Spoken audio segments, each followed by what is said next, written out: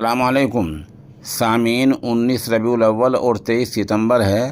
خبر کا عنوان ہے: موبائل میں بچوں کی فحش تصویر یا ویڈیو رکھنا، ان کو اپلوڈ کرنا یا دیکھنا، یہ سب اپرادھ جرم کے دائرے میں شمار کیا جائے گا۔ اگر کسی کے موبائل میں ایسے بچوں سے جڑی کوئی ویڈیو، فحش یا تصویر ملی تو اس کو پوکسو ایکٹ کا سامنا کرنا پڑے گا۔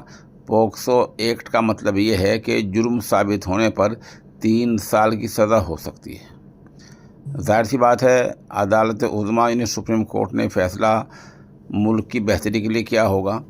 بتلا دیں کہ مدراس ہائی کورٹ نے پہلے فیصلہ دیا تھا کہ آدمی کی نجی زندگی میں ہم کوئی مداخلت نہیں کر سکتے اور وہ بچوں کے ایسے فوٹو یا ویڈیو اپلوڈ کر سکتا ہے، دیکھ سکتا ہے۔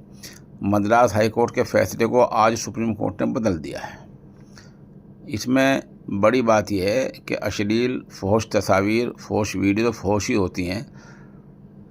کچھ بھی کریں، اچھی بات یہ ہے جب تک یہ نہیں ہوگا تب تک کام نہیں بنے گا۔ یہ بڑوں کی بھی اس طرح بند ہونی چاہیے، لیکن یہ کیسا ہوگا، یہ ایک بڑا سوال ہے۔ جو مغربی اور یورپی جو ممالک میں جس طرح کھلی آزادی ہے جنسیات کی، اس نے ہمارے دل و دماغ اس قدر معاف متاثر کر دیے ہیں، اس طرح کا جادو کر دیا ہے کہ ہم بھی یہ سوچنے لگے ہیں یہ سب آزادی ہے، اس پر قدغن نہیں لگنا چاہیے۔